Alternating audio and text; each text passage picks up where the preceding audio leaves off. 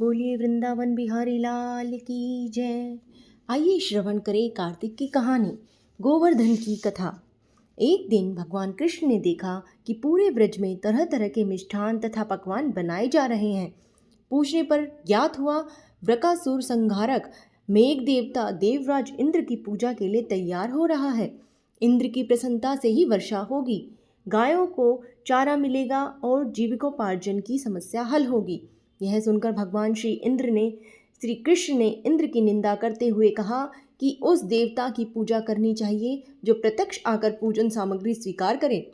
गोपों ने यह वचन स्वीकार किया और कहा कि कोटि कोटि देवताओं के राजा की इस तरह से आपको निंदा नहीं करनी चाहिए।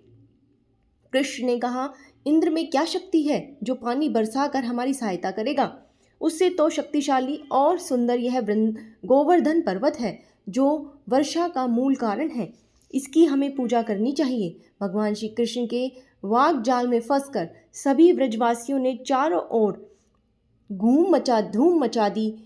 तत्पश्चात नंद जी ने ग्वाल गोपांगाओं सहित एक सभा में कृष्ण से पूछा कि इंद्र की पूजा से तो दुर्भिक्ष उत्पीड़न समाप्त होगा, चौमासे के सुंदर दिन आएंगे, मगर गोवर्धन पूजा से क्या लाभ होगा? उत्तर में श्री कृष्ण ने गोवर्धन की भूरी भूरी प्रशंसा की और गोपियों की आजीविका का एकमात्र सहारा सिद्ध किया। भगवान की बात सुनकर समस्त ब्रजमंडल बहुत प्रभावित हुआ और स्वगृह जाकर सुमधुर मिष्ठान पकवानों सहित पर्वत तराई में कृष्ण द्वारा बताई विधि से गोवर्धन की पूजा की। भगवान की कृपा से ब्रजवासियों द्वारा अर्पित समस्त पूजन सामग्री को गिरिराज ने स्वीकार करते हुए खूब आशीर्वाद दिया। सभी जन अपना पूजन सफल समझ प्रसन्न हो रहे थे। तभी नारद इंद्र महोत्सव देखने की इच्छा से ब्रज आ पहुँचे। पूछने पर ब्रज नागरिकों ने बताया कि श्री कृष्ण की आज्ञा से इस वर्ष इंद्र महोत्सव समाप्त कर दिया गया है। इसके स्थान पर गोवर्धन पूजा की जा रही है। यह सुनते ही नारद उल्टे पांव इंद्रलोक गए और खिन्न मुद्रा में बोले, हे राजन, तुम महलों में सुख की नींद की खुमारी ले रहे हो, उधर ब्रजमंडल में तुम्हारी पूजा समाप्त करके गोवर्धन पूजा हो रही है। इसमें इंद्र ने अपनी मानहानि समझ मेघों को आज्ञा दी कि वे गोकुल में जाकर प्रलयकालिक मूसलाधार वर्षा से पूरा गांव तहस नहस कर दे।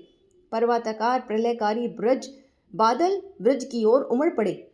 भयंकर वर्षा देखकर ब्रजमंडल घबरा गया। सभी ब्रजवासी श्री कृष्ण की शरण में आकर बोले, हे भगवान, इंद्र हमारी नगरी को डुबोना चाहता है, अब क्या किया जाए? श्री कृष्ण ने सांत्वना देते हुए कहा कि तुम लोग गौओं सहित गोवर्धन की शरण में चलो, वहीं तुम्हारी रक्षा करेंगे। इस तरह से समस्त ग्वाल बाल गोवर्धन की तराई में पहुंच गए। श्री कृष्ण ने गोवर्धन को कनिष्ठा उंगली पर उठा लिया और 7 दिन तक गोपियाँ उसी छाया में सुखपूर्वक रहे। भगवान की कृपा से उनको एक छींटा भी न लगा। इससे इंद्र को महान आश्चर्य हुआ। तब भगवान की महिमा को समझकर अपना गर्व नष्ट जानकर वह स्वयं ब्रज में गया और भगवान कृष्ण के चरणों में गिरकर अपनी मूर्खता पर महान पश्चाताप किया। 7वें दिन भगवान ने गोवर्धन पूजा करके अन्नकूट उत्सव मनाने की आज्ञा दी। तभी से यह उत्सव अन्नकूट के नाम से जाना जाता है। बोलिए श्री गोवर्धन महाराज की जय। श्री कृष्ण कन्हैया लाल की जय। गौ माता की जय।